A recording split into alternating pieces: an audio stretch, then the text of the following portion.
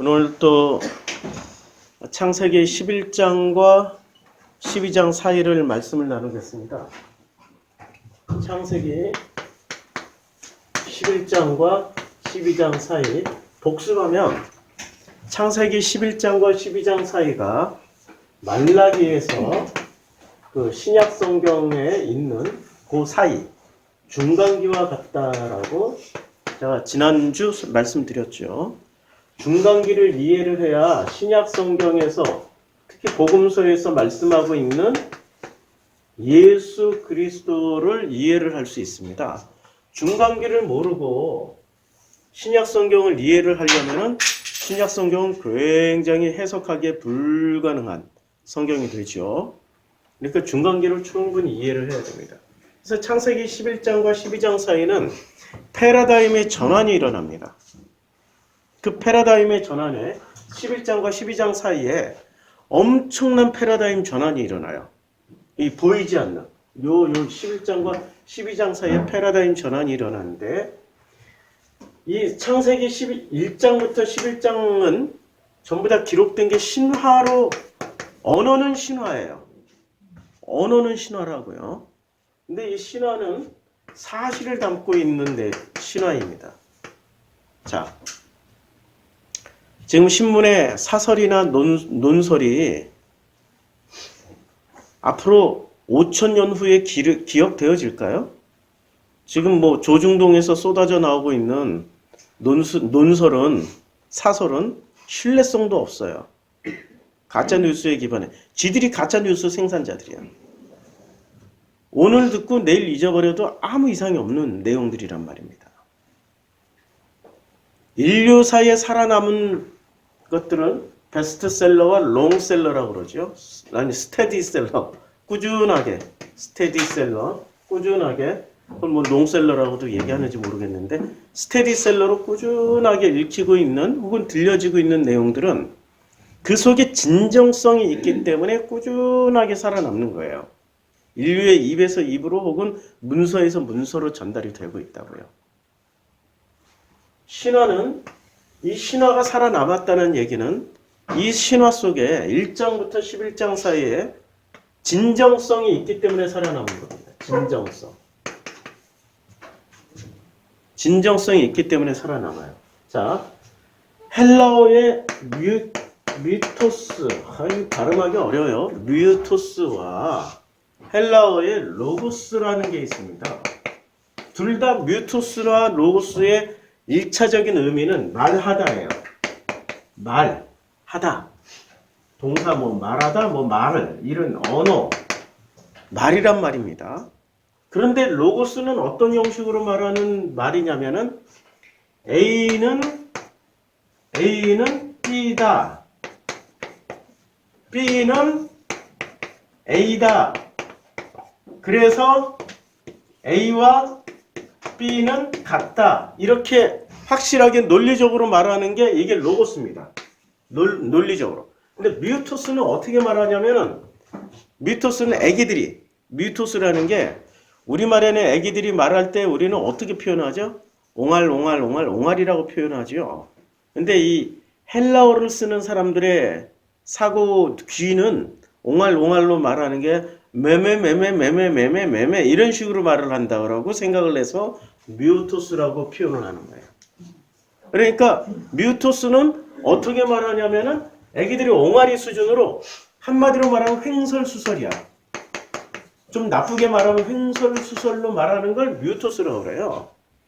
그런데 이 뮤토스가 나중에 뭐로 처음 출발은 횡설수설, 애기들 옹알이처럼 이렇게 말을 하지만, 나중에 지금 현대 학자들이 어떻게 번역하냐면 이걸 신화나 혹은 이야기 정도로 해석을 합니다. 자, 그러면 인류사에 지금 살아남은 경전은 로고스가 살아남아야 되죠. 우리가 논리적으로 생각하면 이게 정확한 어떤 논리를 가지고 있기 때문에 로고스가 지금 살아남아서 전달되어져야 된다고 생각하고 있죠. 그렇죠? 그래서 예수가 오실 때는 뭐로 오셨어요? 로고스로 오셨잖아요. 말씀이 육신이 돼서, 로고스가 육신이 돼서 오셨단 말이에요. 자, 아니 요한복음 1장이 로고스가 육신이 돼서, 사라키스가 돼서 우리 가운데 거하심에 하나님의 영광과 진리가 충만하더라. 이렇게 표현하고 있잖아요. 요한복음 1장 14절에. 그러니까 로고스로 오신 건 맞아요. 근데 로고스가 어디에 담겨 오셨어요? 사르크스에 담겨 오셨죠. 사르크스에 담겨 오셨기 때문에 예수의 어린 시절은 로고스로 말씀했어요? 미토스로 말씀했어요? 예수가 태어나서 말 배우기 전까지는 로고스로 말씀하셨어요? 미토스로 말씀했어요? 그게 중요하다고. 미토스로 말씀했어요. 예수도 완벽한 인간으로 오셨기 때문에 어린 시절을 태어나자마자 어머니 아버지 기체 후 일양만강하시며 별일 없으시고 이렇게 얘기했을까요? 그러지 않아요. 애기처럼 말을 배웠다고 옹알옹알 하는 것처럼 뮤토스로 말하고 뮤토스로 말하는 그 식으로 시작했다고요. 근데 로고스로 오셨던 이분은 사르크스로 담겨서 왔기 때문에 결국에는 이 인간들이 전부 다 뭐였어요? 인간들이 로고스를 말하면 알아들을까요? 못 알아들을까요? 로고스로 말하면 못 알아듣지요. 빛이 세상에 왔을 때 그 빛을 사람들이 깨닫지 못하더라. 깨닫지 못하는 거예요. 요한복음 1장에 그랬잖아요. 우리 요한복음 다 공부했죠. 그러니까 요한복음 1장에서 사람들이 깨닫지 못하니까 깨닫게 하기 위해서 예수는 뭐로만 말씀하셨어요? 비유로만 말씀하셨지. 비유. 쟤들이 깨닫지 못하니까 내가 비유로만 얘기할게. 비유 그리고 이야기. 이 비유가 이야기였잖아요. 탕자의 비유, 씨 뿌리는 자의 비유, 등잔 밑의 비유, 불의한 청지기의 비유, 전부 다 스토리잖아요. 이야기잖아. 맞죠? 전부 다 이야기죠. 그러니까 로고스로 오셨지만 우리들에게 어떤 형식으로 전달해 줬어요? 로고스로 전달해 줬어요? 미토스로 전달해 줬어요? 미토스로 전달해 줬죠. 미토스. 창세기 1장부터 11장은 뭐로 기록되어 있냐면 미토스로 기록되어 있어요. 미토스로 기록되어 있다고요. 창세기 1장부터 11장은. 자, 그러면 창세기 1장부터 11장까지는 뮤토스로 기록이 되어 있기 때문에 여기 있었는데 뮤토스로 고마워요. 뮤토스로 기록이 되어 있기 때문에 이 뮤토스를 해석할 수 있는 능력 있는 사람이 해석을 해야 되겠죠. 해석할 수 있는 능력이 없는 사람이 해석을 하면은 이 사람은 엉터리로 잘못된 방향으로 갈 수 있다고. 근데 이제까지 서구의 사고방식은 뮤토스를 로고스로 풀어내는 기술이 없는 거야. 어떻게 했냐면 이 뮤토스니까 아이고 이거 횡설수설이야 하고 이걸 무시해버렸어요. 창세기 1장. 아니 뭐 어떻게 태초에 천지를 창조해? 지구 과학을 전공한 사람들이나 지구의 어떤 역사학을 전공한 사람 그럴 일이 어떻게 있어? 과학을 전공한 사람들은 이거 어떻게 말씀드려? 빅뱅으로 일어났지 뭐. 응? 무시. 횡설수설이라고 무시. 어떻게 지구에 대홍수가 있었어? 아유 그거 횡설수설이야. 그냥 잘 해봐야 수메르에 있는 유프라테스강, 티그리스강의 범람한 정도를 가지고 그한 무슨 전 지구적인 홍수라고 뮤토스야 이거 횡설수설이야 무시. 어떻게 그 네피림이란 거인이 있을 수 있어? 그 시절에는 고대 사회라 그 뭐 역사를 따져보면 그런 증거도 없어. 횡설수설 무시. 가인과 아벨? 야 가인과 아벨은 소설 같지 않아? 소설이야 소설. 그러니까 다 창작 얘기라고. 인류에 뭔가 깨우쳐 주려고 하는 뭔가 근거 없는 얘기인데 그래서 무시. 횡설수설. 전부 다 뮤토스라고 무시했어요. 이 신학자들이. 혹은 서구의 과학자들이. 그런데 우리는 동양인이잖아. 동양인들은 어떤 능력이 있냐면은 동양인들은 희한하게 서구 사회의 문화가 논리적이고 법치적이고 이성적인 남성의 문화에 가깝다면 이 동양 문화는 자세히 보면요. 엄마와 같은 여성 문화에 가까워요.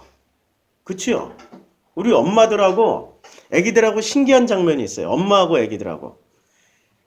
아빠는 절대로 못 알아들어. 애기 이렇게 무슨 중국어처럼 얘기를 해도 엄마가 다 알아. 너 배고프구나. 애기들이 또 마마마마마마 하면은 벌써 애기들이 하는 방언을 다 알아들어. 너 똥 쌌구나. 애기들이 엄마 엄마 하고 있으면은 너 어디 아프구나 다 알아듣죠.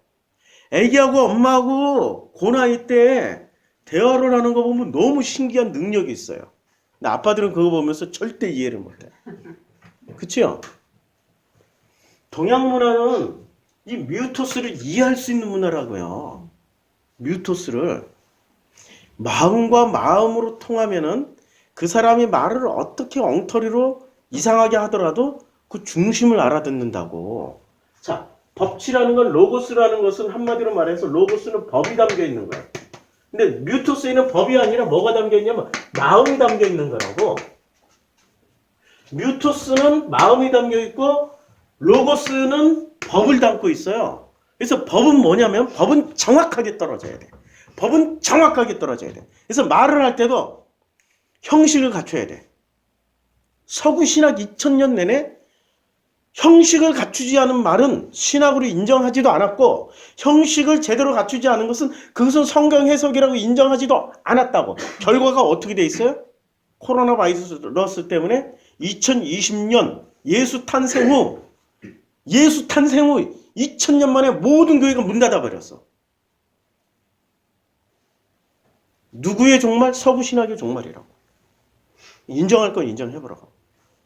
인류 역사에 아무리 전쟁이 나고 아무리 기근이 있고 아무리 거기에 흑사병이 도지고 아무리 그럴수록 교회는 더더욱 사람들이 모여서 더더욱 예배를 드렸다고. 그런데 놀랍게 2000년 만에 셧다운 시켰어요. 아니 목사님 그거 몇 년 동안 셧다운 시켰으면 인정하는데 겨우 뭐 한 달, 두 달 가지고 그러세요? 한 달, 두 달이라도 엄청난 사건이라고. 어떻게 그렇게 일순간에 그럴 수 있겠냐. 법이라는 거는요. 법이라는 거는 뭐를 중요하냐면 법에는 있잖아요. 실제 사건이 있어요. 이 사건을 중요시할까? 이 사건을 어떻게 논리적으로 풀어냈을까의 논리가 중요할 거예요. 법 논리가 중요해요. 법이라는 건 논리가 중요하다고. 내 마음은 우리 한국 사람들이 이런 게 있어. 고소가 들어왔어. 재판장이 서야 돼. 근데 자기는 진짜 아무 잘못이 없어. 아무 잘못이 없다니까. 원래 내 마음대로 내 뮤토스에 있는 내 마음에는 그 사람에게 나쁘게 할 생각도 없었고 그 사람에게 진심으로 좋게 해주려고 그러고 모든 걸 진심으로 다 잘해줬어. 근데 요 나쁜 놈 새끼가 법을 알아. 논리를 알아. 그래가지고 법정에 딱 고발을 해버렸네. 근데 우리 한국 사람들은 아유 내가 잘못한 게 없는데 법정에 왜 나가? 안 나가. 안 나가버려요. 안 나가면 어떻게 돼요? 끝장나. 끝장나. 그리고 법원에 가가지고 이제 얘기를 해요. 그럼 내 마음대로 막 나는 진심이 있고 내 진심이 어땠고 내 진심이 어땠고 알아들어요? 못 알아들어요. 거기는 논리로 말해야 돼. 논리로. 그치요? 논리로 말하지 않으면 법은 논리라는 게 있다고. 논리로 말하지 않으면 반드시 패소해. 반드시죠. 내 마음이 어떻든 진심으로 그 사람에게 잘해주려고 그 진심으로 최선을 다해줬는데도 불구하고 나는 나쁜 놈이 된다고. 이게 법이라고요. 그러니까 법은 논리가 있는 거예요. 자, 이 법 논리에서 사건을 해석하려면 논리로 해석해야 되는 거죠. 어떤 사건이 있다 하더라도. 자, 법 논리를 가지고 창세기 1장부터 11장을 해석하면은 해석이 되나요? 절대 안 됩니다. 뭐로 해석해야 돼? 미토스에 담긴 마음으로 해석하면 이건 다 읽어낼 수 있는 거예요. 제가 창세기 1장부터 11장까지 10년 전에 이 복음으로 건너오면서 하나님이 저를 그렇게 훈련시키셨어요. 서점과 도서관에 콕 박혀가지고 진짜 콕 박혀서 3년 동안 창세기 1장부터 11장까지만 읽고 연구하고 모든 주석, 신학책, 뭐 나와 있는 모든 자료들, 고고학이나 모든 자료들을 다 보게. 그때 당시에 저희 집이 광화문 근처에 홍제동에 있어. 걸어가면 광화문 교보문고까지 걸어가면 40분, 그 광화문의 생명의 말씀사까지 걸어가면은 35분? 뭐 그 정도였어요. 그리고 그 사이에 도서관이 419 도서관, 서대문 도서관, 종로 도서관, 거기에 정독 도서관, 도서관이 엄청 많아요. 저희 집 근처에 홍제동 살았던데 다 걸어 다닐 수 있는 거리야. 매일 거기 가서 창세기 1장부터 11장까지 과거사부터 다 자료부터 고고학 자료부터 시작해서 다 하나님이 그렇게 특별 훈련을 시켰어요. 근데 그걸 내가 싫어서 한 게 아니라 재밌어서 한 거야. 이게 뭐지? 이게 뭐지? 이게 뭐지? 와, 이거 이런 게 있었네? 이러면서 깨달은 게 이거예요. 로고스와 뮤토스의 차이예요. 서구신학은 이제까지 로고스로 접근했고 하나님이 저에게 부어주신 그 은혜로는 이거는 로고스로 접근할 게 아니라 뮤토스 마음으로 접근해야 된다. 마음으로 읽으니까 이건 뭐 신세계가 열리는 거지. 신세계가 열렸어요. 그래서 창세기 1장부터 12장 사이 이 창세기 1장부터 11장과 12장부터 말라기까지는 요 중간기를 알아야 돼. 중간기에 뮤토스가 다 뮤토스를 해석할 수 있는 키워드가 다 담겨 있다고요. 그래서 그 뮤토스를 해석할 수 있는 키워드가 뭐냐? 그게 바로 족보였어요. 그래서 지난주에 족보를 가지고 설명해 드렸죠. 족보 1, 이제 오늘 족보 2. 족보 2. 기대가 되죠? 족보 2라고 써야 되겠어. 예, 족보 2요. 지난주에 족보 1이고. 자, 족보 얘기를 하기 전에 이 가나안 시대의 시대적 상황과 이런 내용들을 좀 알아야 될 거예요. 자, 아브라함이 가나안을 가기를 원했어요? 아니면 아브라함의 아버지 데라가 가나안을 가기를 원했어요? 아버지 데라가 가기를 원했어요. 예, 데라부터 가나안에 가기를 원했단 말이에요. 그렇죠? 데라부터 가나안을 가기를 원했어요. 그러니까 가나안 땅으로 가고자 했던 사람은 아버지 데라였어요. 데라가 먼저 어디로 가길 원했어요? 가나안으로. 가나안으로 가기를 원했는데 데라는 가나안까지 못 가고 어디서 머물다가 갔어요? 예, 우르에서 출발해서 하란에서 죽었어요. 자, 보자고요. 자, 오늘 여기 창세기 4장을 펴놨는데 이르시되 내가 무엇을 하였느냐 내 아우의 핏소리가 땅에서부터 내게 호소하느니라.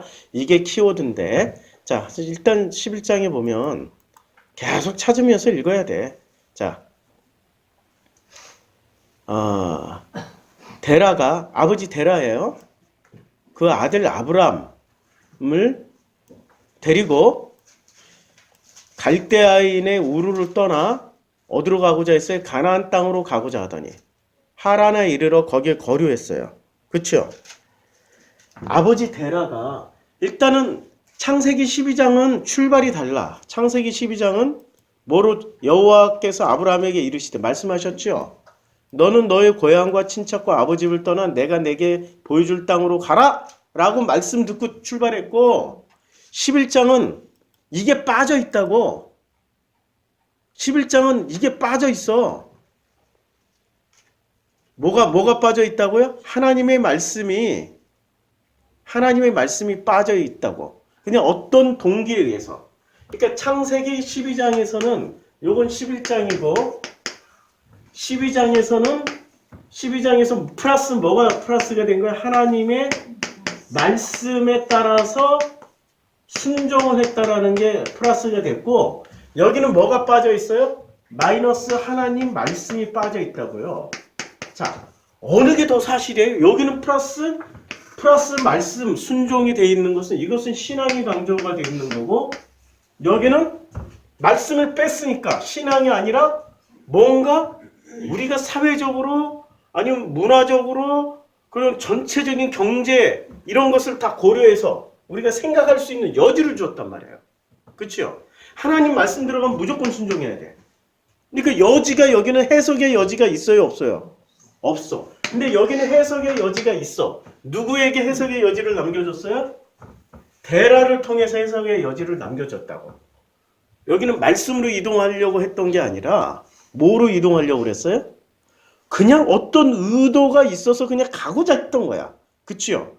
데라는 더더군다나 여호수아에 나오는 데라는 강 건너에서 뭐를 하던 사람이었어요? 우상을 숭배하던 자들이요. 우상 숭배자였어요. 우상 숭배자였어요. 아니 이게 여호수아에서 자 여호수아에 어디 나오나? 여호수아에 저 뒷장이 나오는데 22장인가 24장인가? 예. 이게 또 다시 자 여기 24장 3절.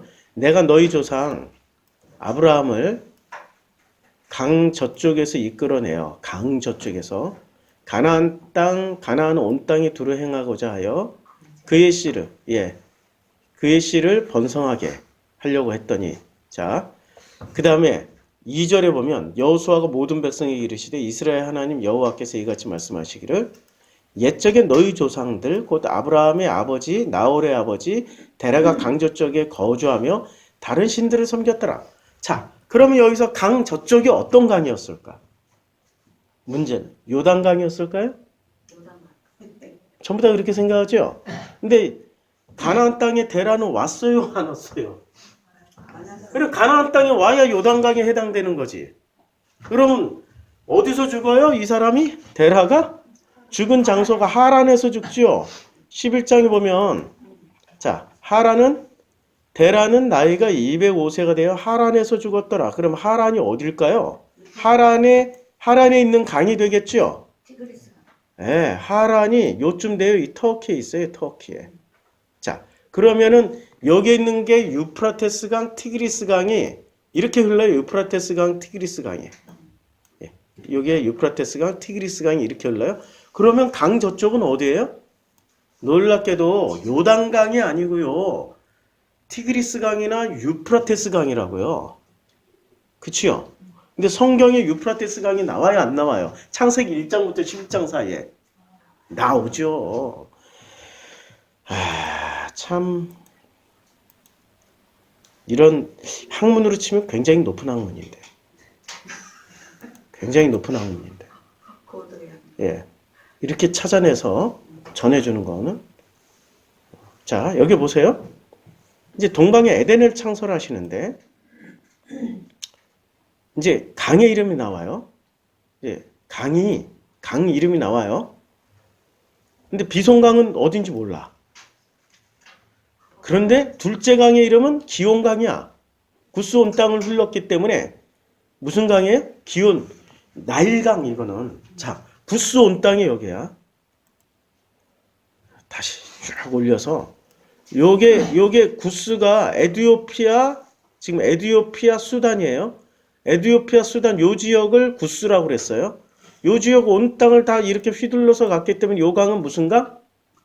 나일강이에요. 근데 고대에는 나일강이라고 안 부르고 무슨 강이라고 불렀어요? 기혼강이라고 불렀어. 근데 후대에는 뭐라고 불러요? 나일강이라고 불러요. 셋째 강의 이름은 히데길이 아수르 동쪽으로 흘렀어요. 아수르 동쪽이 아수르가 어디 있어요? 아수르란 나라가 여기서 일어난 나라예요. 여기서 일어난 나라인데 아수르 동쪽이면 이쪽이죠, 이쪽. 아니 이건 서쪽. 동쪽이면 이게 티그리스 강. 그 다음에 또 보자고요. 그 다음에 넷째 강은 유브라데라. 바로 나왔죠. 그러니까 아수르가 있기 때문에 이게 티그리스 강이라는 걸 알 수 있는 거야. 아수르가 있었기 때문에 이게 티그리스 강이고 이게 유프라테스 강이라는 걸 알 수 있게 된 거예요. 자, 이제 세상에 강 저쪽에서 죽었어. 그러면 어느 강이에요? 요 강 저쪽에서 죽었다면은 에덴 밖이에요? 에덴 안쪽이에요? 에덴 안쪽이지. 왜냐하면 에덴이 어디부터예요? 나일강부터 시작해서 유프라테 티그리스 강이고 여기 전체가 에덴이니까 어디서 죽었어요? 에덴 전체가 여기예요. 에덴은 조그만 동산이 아니라고 엄청나게 광범위한 지역이 에덴이라고. 하란도 에덴이야. 강의 위치로 보면 에덴 동산에서 흘러나왔지 이게 에덴 그래서 다 적셨다고. 에덴이라는 지역은 엄청나게 넓은 이 광범위한 에티오피아부터 시작해서 이집트, 터키, 지금으로 치면 이라크, 이란까지 포함해서 시리아, 쿠웨이트, 사우디아라비아 일부까지 포함한 지역이 이게 지금 에덴이라는 지역이야. 그럼 창세기 1장부터 11장의 주요 무대는 전부 어디예요? 에덴이죠? 에덴 맞죠? 자, 그러면 여호수아를 가보자고. 이제 에덴이란 지역을 알았으면 여호수아를 한번 가봅시다. 여호수아에서 하나님이 땅을 주세요.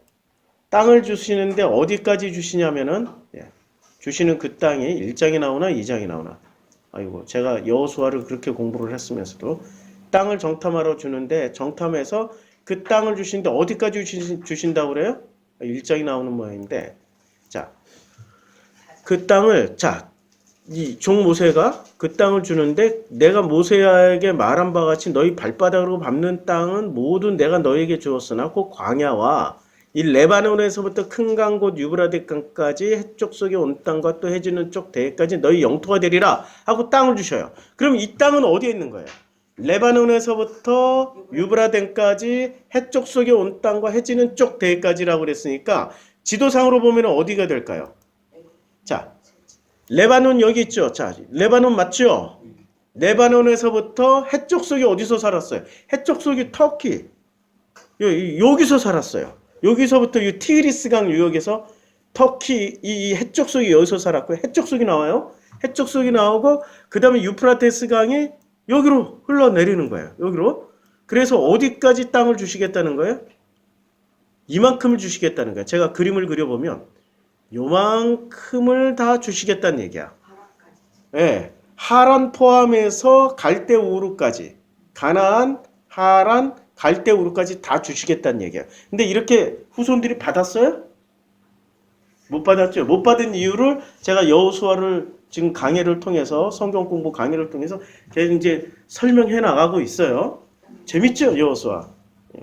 여호수아 지금 제일 재밌을 때야. 자, 그러니까 땅을 이만큼 주는데 요 무대가 지금 창세기 2장에서 보면은 결국에는 이스라엘이 받는 땅이 어디서 받아요? 아니 어느 정도 내가 지금 창세기가 아니라 창세기 2장 여호수아를 펴놓고 찾고 있습니다. 자, 강이 에덴에서 흘러나와 동산을 적시고 거기서부터 갈라져 네 근원이 됐어요. 그렇죠? 그러니까 강이 에덴에서 흘러나오는 데는 그 에덴 땅의 범위가 나오는 거죠. 자, 다시 한번 읽어드릴게요. 그러면 기온이라 구스 온 땅을 들렀고 셋째 강의 이름은 히데기라 아스루 동쪽으로 흘렸으며 넷째 강 유브라데라. 엄청 그러니까 결국에는 위치가 어떻게 돼요? 네? 그림을 그리면 요게 터키 지중해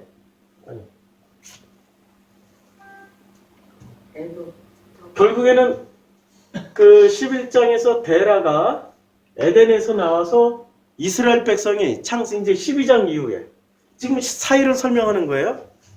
에덴이 주요 무대죠. 창세기 1장부터 11장은 에덴이 무대예요.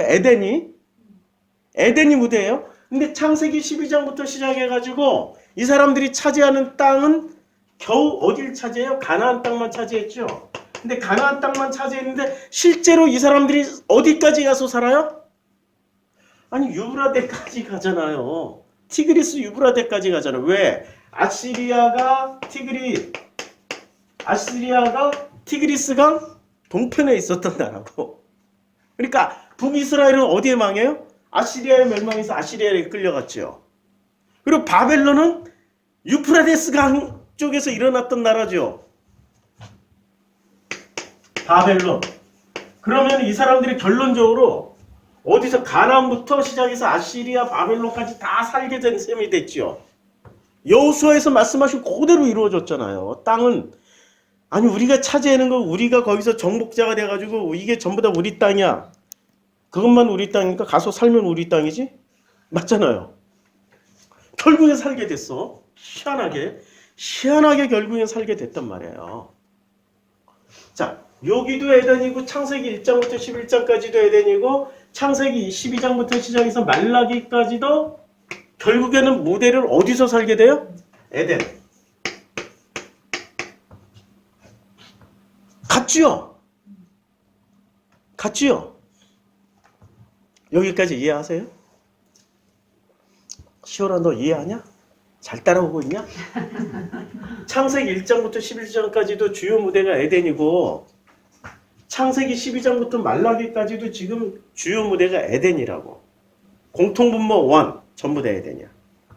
그치요? 그러면 창세기 1장에서 1장부터 11장 사이에서 에덴에서 일어났던 사건들을 한번 보자고요. 1장에서 천지창조죠. 천지창조가 있고 그 다음에 어떤 사건이 일어나요? 2장에서 에덴이 확정이 돼요. 어디까지 에덴인지 확정이 되죠. 그 다음에 3장에서 에덴에서 어떤 사건이 일어나요? 선악 사건이 일어나죠. 선악 지식 열매 따먹는 사건이 일어나죠. 그래서 추방당해요. 에덴에서 3장에서는 추방당해요. 에덴에서 추방당해요. 에덴에 다시 못 들어가는 거예요. 추방당해요. 그 다음에 4장에서는 가인과 아벨 사건이 일어나요. 근데 5장에서는 아벨의 씨를 이은 셋의 후손의 족보가 나와요. 셋 후손의 족보가 나와요. 그 다음에 6장부터 9장까지는 노아의 홍수가 나오고요. 11장부터 시작해서는 10장부터는 셈, 함, 노아의 후손들이 어떻게 갈라져 나갔는지 셈, 함, 야벳의 족보가 나와요. 그 다음에 11장에서는 바벨탑 사건이 일어나고 그 다음에 등장하는 게 데라가 등장을 합니다. 이게 전체적인 스토리예요. 자, 이 스토리에서 에덴에서 일어났던 사건이 추방당해야 되는데 그럼 에덴에서 추방당하는 게 에덴 동산에서 추방당하는 거예요. 에덴 동산에서 추방당하는 거죠. 에덴 동산에서 나와서 어디로 가요? 에덴으로 간 거야. 그거 잘 기억해야 돼. 에덴 동산에서 나와서 어디로 갔어요? 에덴으로 갔다고. 그거 위치를 잘 기억해야 돼요. 그러면 이제 에덴 동산은 어떻다라는 거 우리는 알고 있지만 에덴 동산에서 일어났던 사건을 알아보려면 어디로 가야 돼요? 창세기 12장부터 말라기까지가 전부 다 어디서 일어난 사건이에요? 에덴 동산이에요. 에덴에서 일어난 사건이에요. 에덴에서 일어난 사건이죠. 그리고 이걸 읽으면 되네. 창세기 12장부터 말라기까지 읽으면은 에덴에서 추방당한 후에 에덴에서 일어났던 사건이네. 그런데 그 사건의 첫 번째 사건이 추방당한 첫 번째 사건이 가인과 아벨 사건이야. 그쵸? 그러면 창세기 12장부터 말라기까지는 이 안에 뭐가 담겨 있어요? 첫 번째 사건으로 가인과 아벨 사건이 담겨 있는 거예요. 가인과 아벨 사건. 그쵸? 그 다음에 두 번째 사건으로는 셋의 후손이 창세기 5장에서 셋 후손의 족보가 나올 거 아니에요. 족보가 있게 되겠죠. 그럼 무슨 족보가 있어요? 아브라함의 이제 셋 후손이 아니라 여기서부터는 아브라함 후손이잖아. 아브라함에게 임하셨으니까. 그럼 아브라함 후손의 족보가 나오겠죠. 나오잖아요. 당연히 나오죠. 그 다음에 세 번째 사건이 뭐예요? 홍수 사건으로 심판을 하시는 거죠. 싹 쓸어버리는 사건이 있을 거 아니에요. 싹 쓸어버리는데 놀랍게도 싹 쓸어버리는데 하나님의 홍수 사건 이후로 창세기 6장부터 9장 사이 다시는 내가 물로 심판하지 않을 것이다. 했죠? 그래서 뭐로 심판을 하세요? 예, 그건 소돔과 고모라고. 소돔과 고모라고. 뭐를 심판하시냐? 누구를 심판하냐? 요 창세기 12장부터 말라기까지는 누구를 심판하시냐? 요 족보에 들어와 있던 사람들을 심판하신다고. 심판의 대상이 놀랍게도 아시리아나 바벨론이 심판 안 당하고 누가 심판당해요? 예? 예, 가나안 땅에 살고 있었던 아브라함의 후손들을 심판하신다고. 아시리아하고 바벨론을 통해서 다시는 물로 심판을 안 한다고 했으니까 그러면 세상에 심판당하는 사람들이 누가 심판을 당하는 거예요? 잘 믿는 인간들이라고 생각했던 종교인들이 심판당한다고. 이게 원형이면 이건 해설서라고 그랬잖아요. 해설서에 이렇게 나온다고 지금. 해설서에. 이 사람들이 심판당하는 거예요. 가나안에 살던 아브라함의 후손들이 심판당하는 거예요. 아시리아에 의해서 바벨론에 의해서 심판당해요. 그 심판당함의 결과로 어떻게 돼요? 에덴 동산에 쫙 퍼져. 그러면 심판이 저주야 축복이야? 심판이 예언의 성취가 된 거잖아요. 심판당함으로. 그래서 신명기를 읽다 보면 신명기 28장부터 뭐라고 나와요? 복과 저주는 하나다. 같다. 이걸 깨닫지 못하면 성경 절대로 이해하지 못해요. 성경 절대로 이해하지 못해요. 복과 저주는 하나다. 자, 그 다음에 족보가 또 다시 나오죠. 그 다음에 바벨론 끌려갔다가 다시 포로 귀환했을 때 뭐가 쓰여져요? 바벨론에 끌려갔을 때 뭐가 쓰여져요? 역대상이 쓰여지죠. 역대상하에 뭐가 나와요? 족보 나오는 거지. 당연히 족보 나오죠. 역대상 지난주 했잖아. 성경 읽다가 좌절하는 데가 몇 군데가 있는데 레위기 읽다가 좌절해. 성경 창세기부터 내가 통독할 거야 마음 먹었는데 레위기 들어가서부터 좌절해. 이게 뭐야. 그러다가 그걸 겨우 극복하고 읽었는데 역대상 들어가서 진짜 좌절해. 족보만 나와. 이름만 나온다니까. 이름만. 자, 족보 나오죠. 자, 그 다음에 바벨탑을 쌓죠. 바벨탑을 쌓잖아요. 결국엔 포로 귀환해서 족보까지 잘 만들어 놓고 뭐를 해요? 뭐를 하냐고. 지들끼리 이 안에서 바리새가 탄생해요. 바리새가 탄생해서 지들끼리 하나님을 제일 잘 믿는 민족이라고 여겨. 그런데 이때부터 하나님은 다시 심판에 들어가. 그 심판의 결과로 누가 오셔야만 했어요? 예수께서 오신 거야. 어쩌면 창세기 1장부터 11장까지 스토리가 창세기 12장부터 말라기 스토리의 압축판이라고. 이해가 되죠? 그렇게 창세기 1장부터 11장을 알면은 나머지 성경은 몽땅 다 해석되어진다. 몽땅 해석되어진다. 이게 이해가 되셔야 돼요. 뮤토스 안에는 이 창세기 1장부터 11장까지는 뮤토스로 되어 있고 창세기 12장부터 말라기까지는 로고스로 되어 있단 말이에요. 그래서 창세기 12장부터 말라기까지는 로고스로 되어 있기 때문에 이사야, 예레미야, 뭐 말라기, 아모스, 호세아 읽으면은 결론이 딱딱 나와. 결론이 딱딱 나오죠. 뭐 해라, 하지 마라. 선지자들이 나와가지고 마당에 뜰만 밟지 마. 너희들이 드리는 건 내가 냄새나서 못 받겠어. 역겨워. 아주 그냥 명확하게 다 전달되잖아요. 근데 창세기 1장부터 11장은 뮤토스이기 때문에 뭐를 취하냐면은 마음, 이 사람들이 어떤 의도를 가지고 했는지 이 진정성, 그 마음에서 느껴지는 게 진정성이라는 게 느껴지면 돼요. 이 마음을 하나 받으면은 이 마음으로 성경을 창세기 2장부터 12장부터 시작해서 말라기까지 읽으면 다 읽어낼 수 있다고. 그 진정성 하나만 있어요. 그렇죠? 근데 그걸 사람들은 여기서 진정성을 찾는 게 아니라 뭐를 찾아? 사실이냐 아니냐 가지고 따지고 결국에는 이건 무시하고 넘어간다. 그게 굉장히 뛰어난 지식과 엄청난 학자처럼 여겨지는 그 학자 코스프레를 하는데 그건 서구 신학이고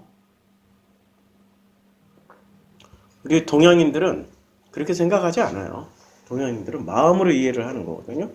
자, 여기에 이제 중요한 거는 족보가 나온단 말입니다. 족보가 여러 번 나오는데 이 족보가 여기로 건너가려면은 자, 여기서 족보가 만들어지는 과정을 보자고. 여기서 창세기 12장부터 시작해서 말라기까지 족보가 만들어지는데 족보가 아브라함과 다시 이제 지우고 다시 할게요. 이게 굉장히 중요한 내용인데 여기까지는 이해가 되셨죠? 예, 아니 내 설교자가 자꾸 이해가 되셨냐고 물어보면 듣는 분들이 기분 나쁜데 처음 듣는 내용이라 처음 듣죠? 근데 좀 신기하면서도 재밌죠 사실은. 야 성경이 이런 내용이 이런 또 공통분모가 있구나 이렇게 생각하실 거란 말이에요. 근데 이걸 이상하다 처음 듣는다 하고 의심하지 말고 그냥 의심하셔도 돼. 의심해야 비로소 대화가 되니까. 의심답은 물어보시라고. 물어보면서 대화하면서 넘어가게 돼야 되는 거죠. 그게 맞는 얘기예요. 그게 맞아요. 그렇게 의심하면 자꾸 물어봐야 돼. 자, 창세기 얘를 띄어서 올려요.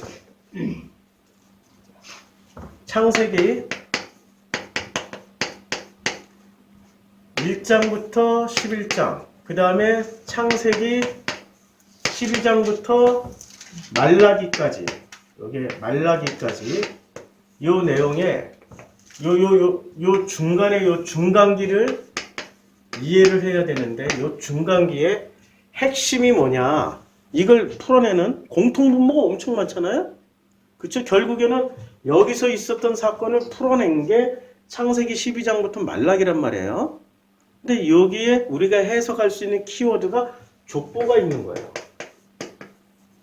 자, 이 족보를 어떻게 해석할 수 있냐면 창세기 12장부터 시작해서 12장부터 시작해가지고 말라기까지 가는데 자 이제 원래 사건은 출애굽이 먼저 일어났고 창세기가 나중에 쓰여진 거예요. 출애굽 백성들이 있었기 때문에 창세기를 가지고 교육을 시킨 거란 말이에요. 맞죠? 출애굽 백성이 있었기 때문에 창세기를 가지고 교육을 시키는데 이때 쓰여진 창세기는 1장부터 이때 이제 광야에서부터 다시 광야에서 교육을 시키는데 창세기 몇 장을 가지고 교육을 시켰을까요? 창세기 1장부터 시작해서 창세기 50장까지 있어요. 몇 장까지 가지고 교육을 시켰을까요? 50장까지 교육을 시켰겠죠. 자, 그런데 민족이 형성되어 있는 상태에서는 1장부터 50장까지 가르칠 수 있는데 민족의 형성이 안 돼 있어. 광야에 나온 백성들이 민족 형성이 안 돼 있어. 왜 안 돼 있을까요? 히브리로 나왔어. 히브리로 나와가지고 이 사람들이 이스라엘로 만들어져야 된다고요. 그쵸? 나올 때는 히브리로 나왔어. 히브리는 어떤 사람들이에요? 그냥 이 사람들은 이스라엘 족속이 아니라고 12지파가 아니고 여기에 히브리에 구스 여인과 결혼했죠. 모세는. 그 다음에 또 예? 예. 그러니까 그 갈렙이 그니스 부족이에요. 가나안 부족이 나왔다고요. 그렇죠? 그러니까 히브리에는 수많은 잡족들이 뭐로 거듭나야 돼요? 12지파에 소속되어 있는 이스라엘로 거듭나야 된다고. 자, 그러면 여기는 이게 정통 혈연 지판일까요? 혈연 족보일까요? 아니면 여기서 만들어진 12지판이 혈연 중심일까요? 아니면은 신앙 중심일까요? 신앙 중심이죠? 네. 그러면 여기에 나오는 수많은 족보. 몇 장 나와요? 족보가 4장 나오고 5장 나오고 족보가. 히브리.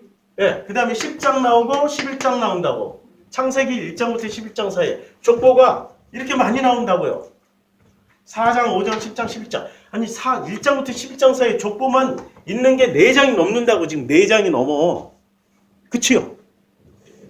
그러면 이 족보는 자, 이 족보 중에 어느 게 친자 족보일까? 가인의 족보가 친자 족보일까요? 아니면은 아벨의 족보가 친자 족보일까요? 여기가 친자 족보일 가능성이 높지. 그렇죠. 그런데 여기도 친자 족보가 아니고 능력 위주로 했게. 여기는 능력과 여기 키워드는 뭐냐면 가인의 족보는 능력과 유명함과 유명세와 또 뭐로? 지도. 예? 지혜, 지식. 능력, 유명, 지식으로. 이거 어디서 나와요? 여호수아에서 나오잖아. 이게 신명기에서 나오잖아. 민수기에서 나오잖아요. 예. 이드로가 천부장, 백부장, 10부장, 50부장, 19장 만들 때 뭐 능력 위주로, 유명세 위주로, 지식 위주로 뽑잖아요. 그치요? 네. 그러니까 가인은 이 중심으로 해서 친자 족보가 아니고 이 중심으로 모여진 능력 위주의 족보로 만들어낼 수 가능성이 높고 아벨의 족보는 친자 족보가 아니라 신앙 공동체의 신앙의 족보일 가능성이 있어요. 히브리가 이스라엘로 만들어지는데 수많은 잡족들이 들어왔다고. 잡족들. 기분 나빠요? 아니 그게 기분 나쁘면 당신이 유대인이 가서 유대인 철통을 받아 유대인 되든지. 나같이 대한민국에서 태어난 대한민국 사람이 어떻게 하나님의 족보에 어떻게 들어갈 수 있냐고. 들어갈 수 있는 이유는 친자족 보면 못 들어가. 맞죠? 그런데 히브리에서 이스라엘로 갔기 때문에 나 같은 인간도 하나님의 자녀라 일컬음을 받을 수 있는 거예요. 얼마나 복이 되는 거예요. 그런데 순수 혈통을 따지고 있는 이 보수 근본주의 이 기독교인들아. 그래서 당신들이 그렇게 그냥 거듭나려고 이게 하나님의 족보에 들어가려고 이스라엘의 제3성전을 건설하다 막 지랄을 떨고 있어. 가서 건축하는데 돌 하나 넣어놓으면 마치 불교에서 기왓장 하나에 자기 이름 써놓으면 거기에 그 진짜 족보가 들어가는 것처럼 그따위 짓 하지 말라고. 그거 하나님 허락하지 않는다고. 인간의 힘으로 세울 수 있다고. 근데 그 성전 자체를 하나님 허락하지 않는다고. 인정하지 않는다고. 왜 그 짓을 해서라도 그 족보의 친자 족보의 정통성을 이어가려고 악을 쓰고 있냐고. 아니란 얘기죠. 아니란 얘기예요. 자, 다시. 그러니까 이 광야에서 보면 광야에서 히브리가 이스라엘로 거듭났던 것처럼 이제는 신앙 공동체가 딱 세팅이 됐어요. 12지파로. 12지파로 세팅이 됐으면 이 12지파에는 순수 혈통이 흘러야 돼요? 아니면은 순수 혈통이 흘러야 돼요? 아니면은 순수 혈통이 깨져야 돼요? 깨져야 돼, 신앙. 그치요? 그래서 누가 들어와요? 여기에 기생 라합이 들어와. 그리고 여기 불륜의 족보가 들어와. 유다와 다말, 시아버지와 며느리의 족보가 들어와. 다말의 족보가 들어오고, 이 다말의 그래서 이게 이제 창세기 11장이고, 마태복음에 보면은, 마태복음에 여자가 나와. 다말이 나와요. 그치요? 다말이 나오고, 그 다음에 또 누가 나와요? 유다는 다말에서 낳고, 그리고 살몬은 라합, 기생 라합에게서 낳고. 여자가 몇 명 나와요? 마태복음 1장 족보에서는. 다말 1명. 그 다음에 라합 한 명. 롯이 어디 있어요? 롯. 예. 보아스에게서 롯이 정통 이스라엘 사람이에요? 아니면 모압 여자예요? 모압 여자. 자, 여자들 나오는데 전부 다 세상에 모압 여자 롯이 나와. 그리고 또 여자가 또 누구 나와요? 뭐 르압은 아비야를 낳고 뭐 아하스를 낳고 우시야를 낳고 이렇게 쭉 넘어가는데 여자가 안 나오다가 갑자기 여자가 마리아가 딱 나와. 마리아가 나와. 근데 마리아가 어디 족보예요? 마리아는 레위 족보잖아요. 그쵸? 그러니까 라합 지금 이 여리고성 사람이야. 그 다음에 다말 이거 불륜으로 나왔어. 예, 그리고 어디 여자예요? 예, 예. 그 다음에 우리아의 안에 뭐 여기에는 안 나와. 지금 바세바도 나와. 이 바세바는 어느 족속? 헷 족속. 근데 성경에서는 뭐라고 얘기해? 절대 이방 여인과 결혼해서 자녀 낳지 말라고 얘기를 해. 누가 얘기해요? 요 말라기 요 포로기 사이에 예수가 태어나기 직전에 요 400년 동안에 지배하고 있었던 이데올로기가 뭐냐면 에스라가 뭐라고 얘기해요? 에스라에 보면은 모든 이방 여인과 결혼한 사람들은 어떻게 돼요? 다 이 강제 이혼시켜. 강제 이혼 안 하면은 족보에서 파버려 버렸어. 이게 에스라가 그러니까 신앙의 눈으로 성경을 못 본 거야. 뭐로 봤어요? 근본주의 종교인으로 봤어. 그래서 족보에서 파버린다고 강제 이혼시키고 막 울며 불며 자녀도 있는데 어쩌고 저쩌고. 이게 에스라부터 시작해서 포로기 이후에 최고 큰 문제였다고. 본질을 건드린 게 아니라 뭐를 건드렸어요? 본질을 찾아서 개혁한 게 아니라 형태, 껍데기만 개혁했어. 그래서 에스라의 후예들이 누구냐? 바리새가 됐어요. 그들이 바리새야. 그들이 바리새라고. 그래서 예수님이 오셔야만 했다고. 벌써 성경 창세기 1장부터 못 깨니까 결론이 포로 귀환을 시켜줘도 안 되는 거지. 안 되는 거야. 그게 문제라고. 자, 그리고 이제 이해가 됐죠? 왜 이 족보에 라합, 다말, 모압 여인, 이 뭐 헷족 속에 바세바가까지 들어왔는지. 자, 여기 이제 다시 족보가, 그러니까 족보는 순수 혈통의 그 정통 이스라엘 족보라는 건 존재해요, 안 해요? 얘 존재하지 않는 거야. 존재하면은 큰일 나. 우리가 예수로 말미암아서 어떻게 하나님의 아들이 되겠냐고. 이스라엘 유대인들만 하나님의 아들들이 되는 거지. 맞지요? 그러니까 존재하면 큰일 나는 거예요. 원래 존재하지 않는 거야. 정통 이스라엘 족보, 정통 유대인의 족보는 없는 거예요. 전부 다 들어온 이방 사람들에 의해서 만들어진 족보라고. 할렐루야. 이럴 때 진짜 할렐루야. 기쁜 거지. 예? 자, 그 다음에 이게 이제 족보 얘기고. 그러면 가인의 족보를 보자고. 가인의 족보는 왜 능력이 준지. 자, 창세기 4장에 보면 원래 설교 준비 이거 안 했는데 꼭 하다 보면 주여. 창세기 4장에 보면 이제 그 자기 죄벌이 무거워서 가인이 아뢰되 내 죄벌이 지기가 너무 무거우니다라고 자기 죄벌을 인정했잖아요. 그치요? 인정했어요. 어떤 상황에서 인정을 했어요? 동생 죽였을 때 인정 안 했어. 동생을 죽였을 때는 인정을 안 했다니까. 자, 이제 주님이 물어봐요. 여호와께서 야 가인아 내가 분하여 하면 어찌 됨이며 안색이 변하면 어찌 됨이냐라고 물어볼 때 그때 그 말을 듣고서도 아벨을 들에 있을 때 쳐 죽여버려요. 이미 하나님이 어떤 식으로 말을 해요? 야, 내가 분하여 하면 어찌 됨이며 안색이 변하면 어찌 됨이냐. 내가 선을 행하면 어찌 낯을 들지 못하겠느냐.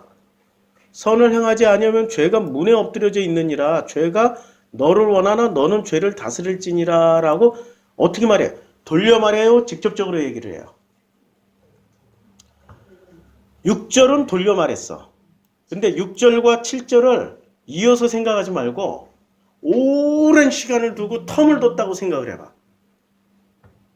그러면 1절, 이제 6절을 말할 때는 내가 분하여 하면 어찌 됨이며 안색이 변하면 어찌 됨이냐 하고 간접적으로 얘기했죠. 예. 그러면 이게 종교인의 형식으로 전한 거예요? 아니면 부모가 자녀에게 말하듯이 직접적으로 얘기한 거예요? 아니고 돌려 말한 거지, 종교인처럼. 형식을 중요하잖아. 아니, 종교인들이 형식을 중요하잖아.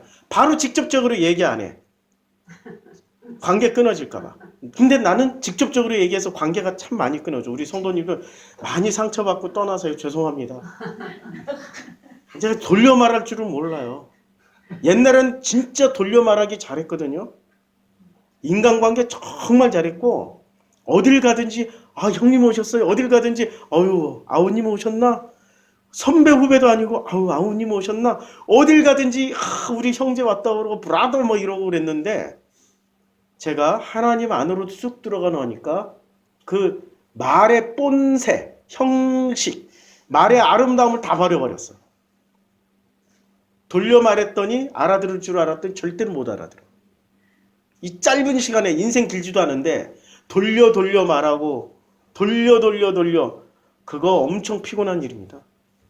직접적으로 얘기하기 시작한 게 프로슈크마이 교회 목회하면서부터 그것도 직접적으로 얘기하게 된 게 놀랍게 몇 년 안 돼요. 그전에는 직접적으로 얘기 안 했어요. 2014년도, 15년도, 16년도 직접은 얘기 안 했어요. 그냥 돌려 말하고 내가 그냥 참고 말의 형식을 예쁘게 했다고 예쁘게. 자, 그러니까 4장 6절에서 우리가 느껴지는 게 뭐가 느껴져요? 가인은 종교인이다. 아시겠죠? 하나님이 4장 7절처럼 얘기하면 가인이 하나님이라고 인정할까요? 인정 안 한다니까. 뭐 하나님이 말을 쳤다이로 재수없게 얘기해. 하고 싶지. 뭐 그거는 내 표현이고 가인이 아마 그랬을 거야. 4장 7절로 직접 얘기했으면 하나님이 실현하셨나? 미쳤나? 나는 하나님보다 말씀을 훨씬 더 점잖고 예쁘게 말을 하는데 하나님이 하나님이 아닌가 보다 하고 버렸을지도 몰라. 그치요? 아니 진짜 목사인지 가짜 목사인지를 뭐로 보고 판단을 해요? 아니 우리 성도들은 뭐 보고 판단해요? 인격 보고 판단하잖아. 근데 인격은 뭐로 판단해? 그 인격이 훌륭한지 아니지. 말하는 본새를 보고 판단하잖아. 저같이 말하면 재수없는 떠나버리잖아. 재수없다고. 그렇잖아요? 심지어는 자기에게 직접적으로 좀 이제는 진짜로 자기 들을 기회 됐다고 준비됐다고 직접적으로 얘기해 달라고 그래서 직접적으로 얘기했더니 바로 상처받고 떠나.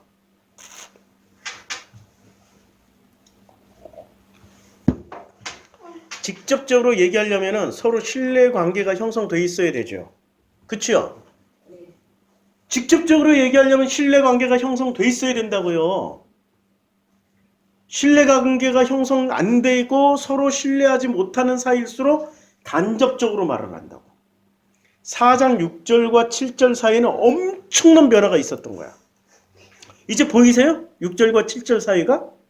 보이시냐고? 아직도 안 보이는 분들은 가서 돌을 좀 더 닦고 와.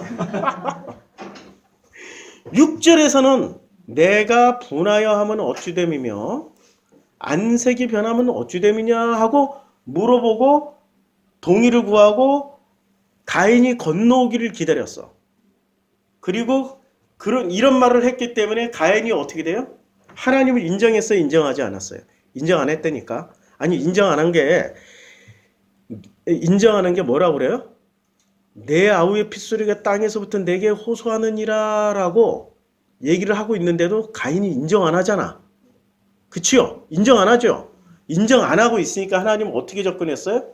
가인에게 직접적으로 접근을 못 한다고 하나님도. 이 새끼가 직접적으로 얘기했다가 직접적으로 나처럼 이 새끼 저 새끼 했다가 가인이 네가 하나님 맞아?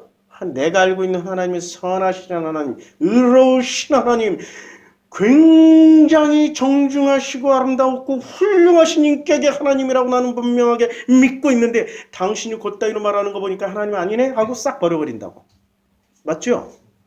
그래서 하나님도 인정받으려고 가인한테. 원래 하나님 인정 안 했다고. 가인은 처음부터 하나님 인정 안 했다고. 종교인이었을 뿐이지 누구만 인정했어요? 가인에 대해서. 가인은 처음부터 종교인이었어요. 종교인은 뭐를 숭배하는 사람이에요? 하나님을 숭배해요? 자신을 숭배해요? 자신을 숭배한다고 한문으로 써드릴게요. 우리 한문 문화가 있어. 스스로 신이 돼가지고 누구를 숭배? 가인은 종교인이라서 자기 자신만 숭배해요. 심지어 자기 동생이라도 때려 죽이면서 자기 자신을 숭배하고 싶은 거야. 자기 자신이 인정받고 자기 자신이 높아지고 자기 자신이 위대해지고 싶은 게 종교인이라고. 신도 필요 없어.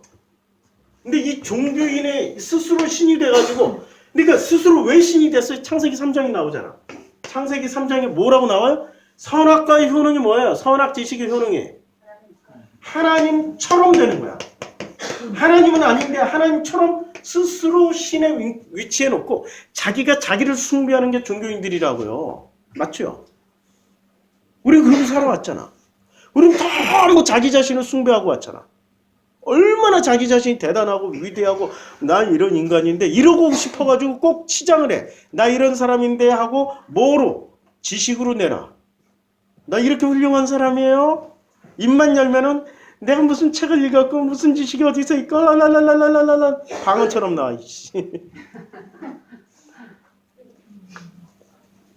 그리고 어떤 사람은 착함으로 자기를 포장해. 말 한마디도 너무 예쁘게 착한 사람처럼 말 한마디 너무 예쁘게 하고 우아하게 해서 뭐를 해요? 나 신이야. 나 좀 존경해줘. 지식과 선악 지식이니까 제일 먼저 취하는 게 지식이야. 지식이야. 선악 지식을 먹었으니까. 그 다음에 선악으로 또 뭐를 해? 선을 높여서 선의 자기의 선적인 가치를 선함의 가치를 극도로 높여가지고 나 신 맞잖아. 맞죠? 이걸로 신의 인정을 받고 싶어 한다고. 누구한테? 하나님한테 혹은 인간들한테. 결국엔 인간들한테 인정받고 싶어요. 그래서 하나님 앞에서는 죄의식 요만큼도 없어. 전부 인간들 앞에서. 그래서 당 회장님이 앞에서는 거룩한 인격 차이처럼 보여. 근데 뒷모습을 보면은 자기 혼자 있을 때 남모르게 하는 짓거리들이 있어. 요번에 N번방에 최소한 당 회장님들 몇 명 나온다 내가 확실하게 한다. 자, 이게 종교인이라고. 종교인은 가인이 대표적인 종교인이라고요. 맞죠? 그런데 이 종교인에게 하나님이 직접 얘기하면은 자신이 스스로 신이 된 게 깨지니까 하나님도 이 사람을 사랑해서 엄청나게 조심스럽게 접근하는 거예요. 엄청나게. 창세기 4장 6절과 7절 사이는 엄청난 하나님의 노력이 있었어요. 가인이 노력한 게 한 개도 없어. 이게 하나님의 섬기심이라고. 하나님이 우리를 사랑하실 때 어떻게 사랑해요? 죽기까지 사랑하셔요. 사랑은 하나님한테서 오는 거지. 인내하고 배우고 하나님이 죽기까지 사랑했어. 당신의 죽음으로, 이게 십자가 사건 아니야. 당신의 죽음으로 인해서 결국에는 가인도 하나님을, 스스로 신이 된 가인이 하나님처럼 하려다가 진짜 신이라는 게 있네? 여호와라는 게 있네? 라고 조금 느끼다 보니까 어떻게 돼요? 그때 직접적으로 얘기하는 거예요. 7절에 내가 선을 행하면 어찌 낯을 들지 못하겠느냐? 죄가 문에 엎드려 있느니라. 죄가 너를 원하나? 너는 죄를 다스려라. 직접적으로 얘기했다고. 맞죠? 이 장면이 어디서 나와요? 똑같은 장면이 요한복음에 나온다고요. 우리는 성경을 다 뻘로 읽어. 자, 요한복음에 보면 예수께서 내가 떡 한 족을 적셔다 주는 자가 그니라고 곧 한 조각을 적셔서 누구한테 줘요? 유다. 유다한테 줘버리죠. 그 전까지 유다한테 직격탄을 날린 적이 있었어요? 없었지. 이날 직격탄을 날려버리니까 어떻게 돼요? 조각을 받은 후 사탄이 곧 속에 들어간지라 이에 예수께서 유다에게 이르시되 내가 하는 일을 속해라. 그리고 유다가 그 조각을 받고 어떻게 했나요? 나가버려.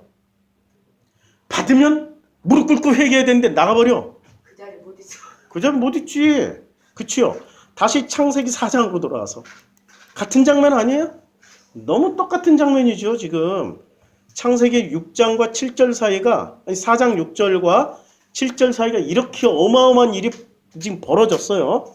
행간을 읽어내라고. 제발 좀 목사들이요, 설교자들이 행간을 좀 읽어내라고. 자, 가인이 이제 그의 아우 아벨에게 말하고 그들이 들어있을 때 가인이 그의 아벨을 쳐 죽여요. 그 말을 듣고도 어떻게 해요? 지 뜻대로 해버려. 스스로 신이 돼서 가인을 쳐 죽여요. 이제 그 다음에 세 번째 찾아가는 거예요.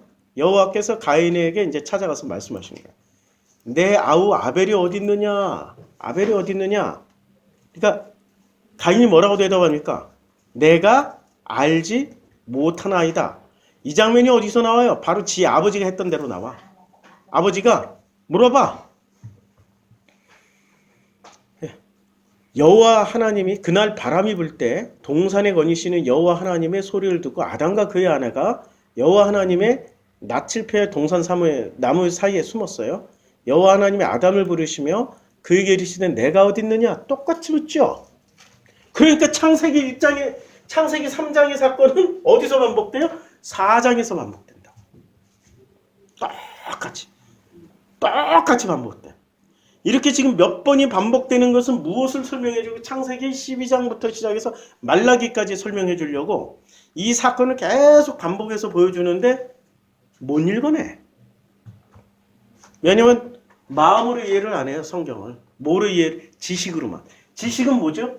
지식, 선 이런 걸로만 이해를 해. 그래서 버트런트 러셀 같은 사람은 천재예요. 천재. 천재인데 뭐라고 해석을 하냐면 나는 왜 기독교인이 아니지? 왜 기독교인이 될 수 없지? 하나님은 너무 악해. 어린아이고 그 가나안 정복 전쟁 때 어린아이고 노인이고 뭐고 다 죽여버렸잖아. 그러니까 뭐로 이해를 하나님은? 선과 악으로 이해한다고. 그치요? 이게 서구 신학, 서구 철학이라고 이게. 선악으로. 선악 지식은 못 벗어나고 있잖아. 도덕 윤리로.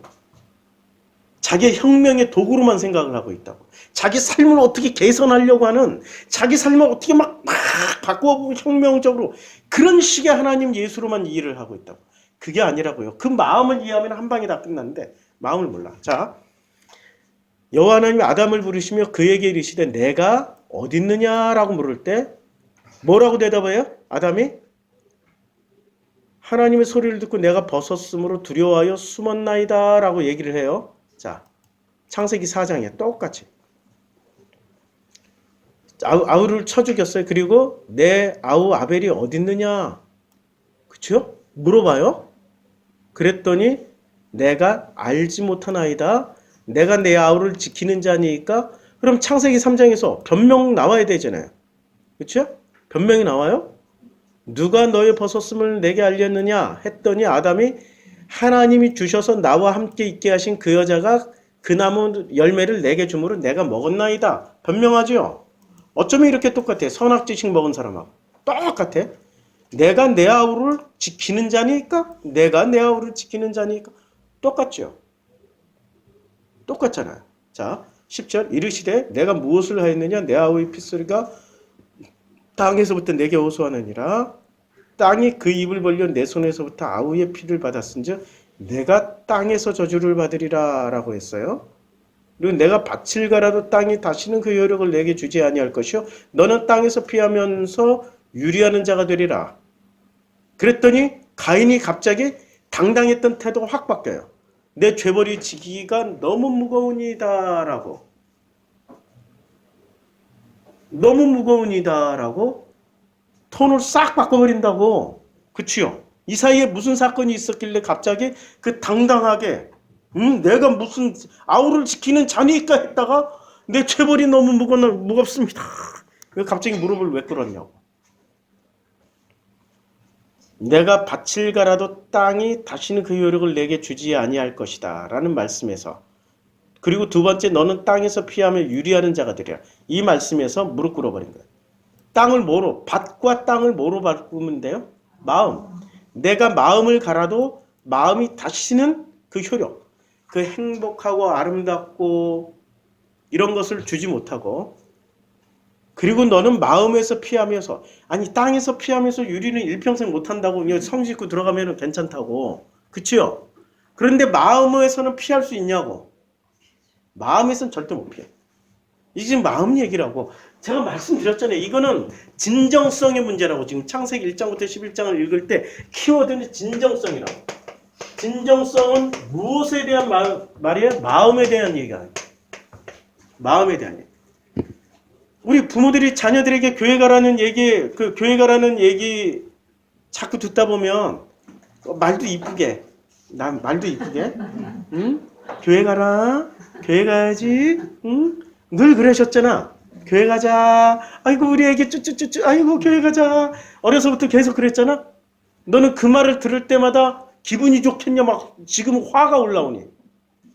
어떤 한순간 화가 올라오지 않아? 나도 가기 싫고 나도 안 하기 싫고. 근데 화를 내기에는 내가 너무 종교에 길들여졌어. 그러다가 지옥 갈까봐 나도 무서워서 네 엄마 이러고 따라가는 거지.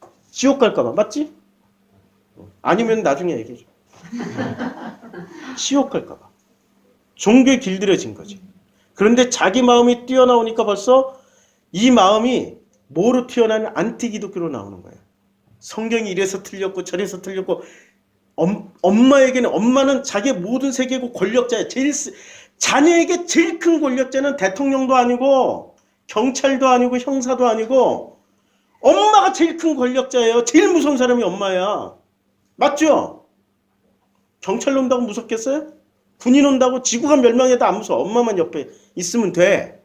근데 그 엄마가 나를 저주하고 힘들게 하면은 그것처럼 지옥이 없다고요.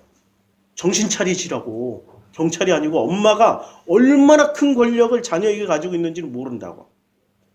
그 권력을 휘두르면 자녀는 당하게 돼 있어. 무방비로. 어린 시절일수록 더 당하고 있어.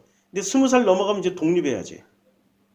그 엄마의 영향력에서 벗어나는 게 그게 독립하는 거고, 그래서 자기 인생을 자기가 살아야 돼. 근데 나중에 나이 40대에서도 아이고 우리 애기 왔니 우쭈쭈쭈쭈. 나이 50이 돼서도 그건 내 인생 사는 거야, 엄마 인생 사는 거야. 그래서 하나님이 직접적으로 얘기를 안 해요. 6절과 8절 사이에 네 인생 한번 살아봐라 하고 내가 분하면 어찌 되면요 이런 말투를 쓰시다가 못 깨달으니까 어떻게 돼요? 너는 죄를 다스려라. 직접적인 어투로 바꾼다고. 그래도 못 깨닫고 결국에는 아우를 쳐 죽였어요. 아우 아벨을 쳐 죽인 사건이 3장에서 뭐로 나와요? 선악과 따먹는 자명론. 선악과 땀. 그럼 뭐로 쳐 죽인 거야 이 사람은? 가인은 선악으로 죽인 거야 자우지가. 근데 선악의 근거가 어디서 나왔어요? 종교 선악으로 나온 거야. 종교적인 행위의 선악으로 때려 죽여도 되는 거야. 왜냐면 열심은 자기가 더 열심을 냈으니까. 열심이 진심이 돼버린 거야. 그러니까 이 핵심은 가인이 종교인으로서 스스로 신됨을 지키기 위해서 아벨을 때려 죽이는데, 아벨을 때려 죽인 핵심 키워드가, 마음의 키워드는 뭐냐고요? 마음의 키워드는 자기는 열심을 냈어. 그치요? 열심을 낸 증거를 보여줄까요? 열심을 냈다고. 자, 땅의 소산으로 재물을 삼아. 땅의 소산으로. 자기 땅의 마음의 소산, 혹은 땅, 진짜 온 땀을 흘려서 열심히 땅을 갈고 바꾸고 막 해서 그 소산으로, 혹은 자기 마음의 소산을 열심히 냈어. 얼마나 열심히 냈어? 그치요? 안 받으니까, 자기 열심을 안 받으니까 기분 나쁜 거지. 내 열심을 감히 몰라줘? 우리 교회 와서 열심 내지 마세요. 진심만 내라고. 그래서 반찬 가져올 때 진심으로 가져오라고. 열심으로 가져오지 말고. 열심으로 가져왔다면 반드시 누군가를 판단 정지한다고. 진심으로 조금이라도 내 마음이 담길 정도, 내 마음이 담겨 있는 상태로 가져오시면 돼.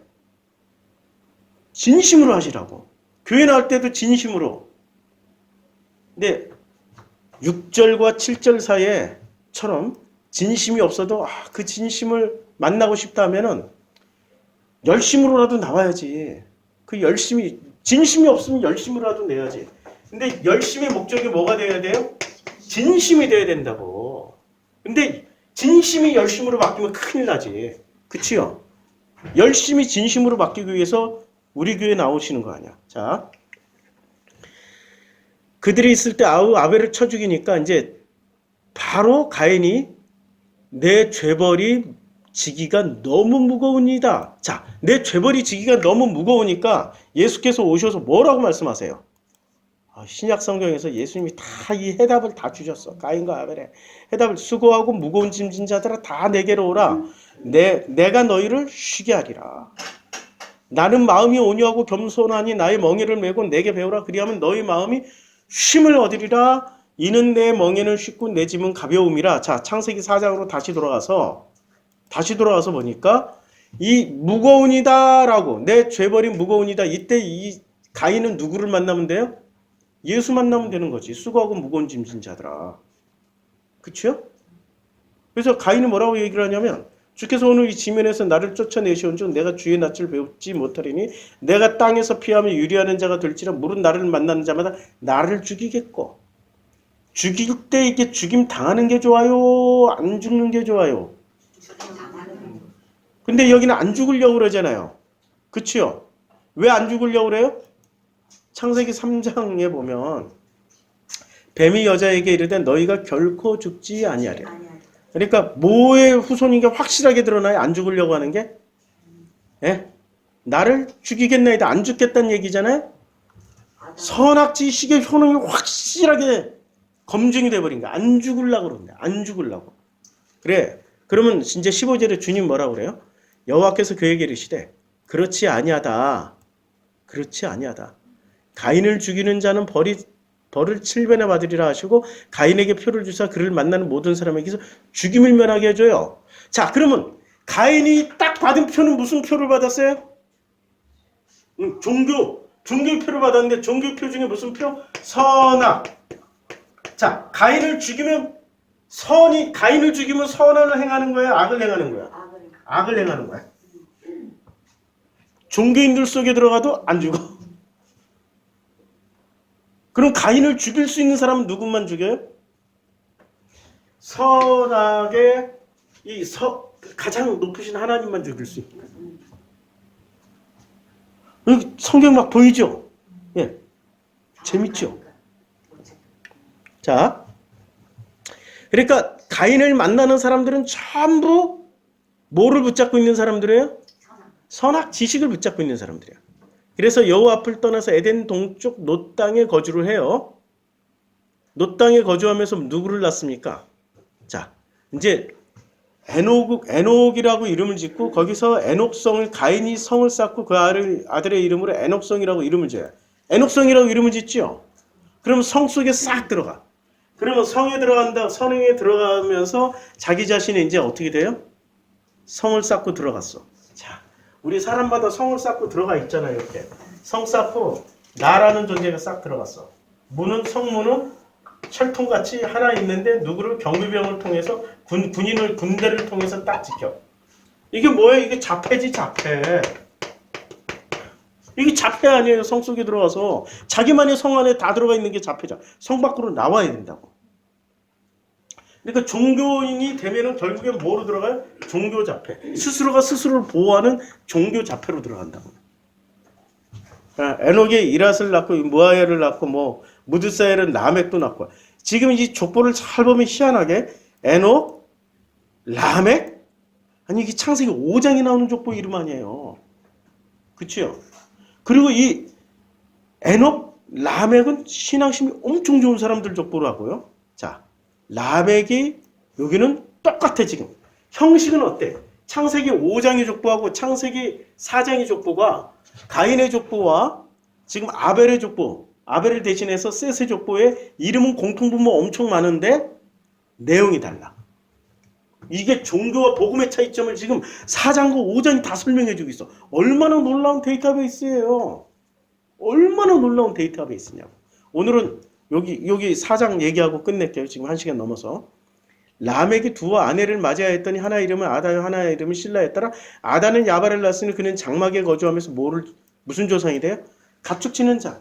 자, 가축 치려면은 이제 가축을 치려면 이 가축들이 출산을 해야 되잖아. 새끼를 낳아야 되잖아. 새끼를 낳는데 그냥 가만히 있으면 숨풍숨풍 낳나? 고통스럽지. 어? 산부인과 지식이 있어야 되잖아. 그리고 얘네들을 도살을 하려면은 그냥 때려 죽이면 그게 도살인가? 고기의 맛과 질을 위해서는 엄청난 이 살인의 기술이 있어야 돼. 그치요? 다 발라내고 잘내. 그리고 왜 가축을 이렇게 대량으로 쳐야 돼? 양식, 도시에 공급하는 양식도 되지만, 아니, 종교에 제일 많이 쓰이는 게 뭐예요? 이스라엘 그 솔로몬 시대 때 제일 많이 필요로 했던 게 금이었어요, 가축이었어요? 그렇지. 소와 양을 엄청 바쳤으니까. 제일 먼저 종교화가 된 거죠. 성경이 이해가 되죠? 성경을 다 연결해서 보니까, 자, 유발인이 수금과 퉁소를 잡는, 자, 예배 때 뭐가 필요해? 워십 필요하잖아. 막 찬양 필요하잖아. 그치요? 성 안에 들어가서 뭐를 해요? 이 성 안에 들어가서 뭐를 강화시키냐고. 종교를 강화시키고 있는 거야. 재물 바칠 가축들, 그 다음에 여기에 예배를 드리는 모든 요소들 다 세팅해. 그러면은 프로시쿠마이 교회 원래 저 대형상회 갈래 그러면 어디로 가 사람들은? 대형상회 가면은 뭐가 있어요? 거기는 드릴 가축도 있고 풍악을 울리는 무슨 워십도 있고. 야, 명성상회 갔더니 세상에 저녁 예배 갔더니 성가대만 수십 개가 있는데 그 중에 성가대 나와서 세상에 어디 성가대는 그 어디 권사에 뭐 이런 데 나오는데 한복 입고 부채춤 춰. 부채춤 추고 와, 어떤 때는 막 이렇게 연미복 입고 나와가지고 장로에 뭐 이런 장로 성가대는 막 차장하고 그걸 30분 넘게 해요. 거의 1시간 가까이 해. 나는 무슨 쇼를 보러 오는 줄 알았어. 수준도 얼마나 높게 잘하는지 너무너무 기가 막힌 수준, 놀라운 수준으로 하는 거야. 전문가, 대학 교수들, 음대 교수들 모셔와서 다 가르치고 했으니 수준이 얼마나 높아지겠어. 그 짓 하는 거야. 4장 21절에. 수금과 퉁소를 잡는 모든 자의 조상이 되고. 자, 신라는 두발가인을 낳았으니 그는 구리와 쇠로 여러 가지 기구를 만드는 자요. 기구를 만들어요. 자, 아니 성전에 기구를 전부 뭐로 만들었어요? 구리와 쇠로 만들었지. 금으로. 그럼 뭐를 강화시켜요? 종교. 종교 속으로 들어가 버렸어. 이걸 자폐라고 그래. 종교 속에 들어간 인간들을 자폐라고 한다고. 그렇죠? 벗어나야지. 어디로 벗어나요? 복음으로 벗어나는데 복음의 내용이 뭐냐면 진정성이야. 이 마음으로 나오라고. 진정성으로 나오라고. 마음으로 나와야 된다고. 마음으로. 진정성을 가지고 얘기를 해야 된다. 이제는 한마디 해야지. 누가 이제 나는 정말 마음에 들어. 정말 마음에 들어. 엄마가 뭐라 엄마가 뭘 알아서 그래. 그게 너무 좋아. 자기 걸 표현하라고.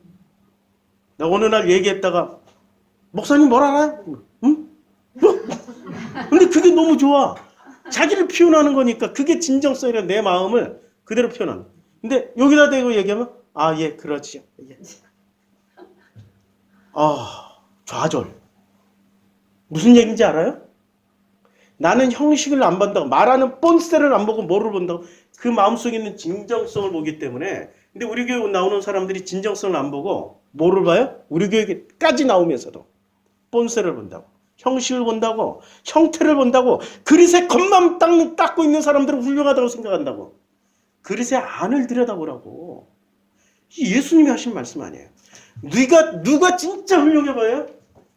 창세기 4장에 나오는 가인이 진짜 훌륭하게 보인다고요. 맞죠?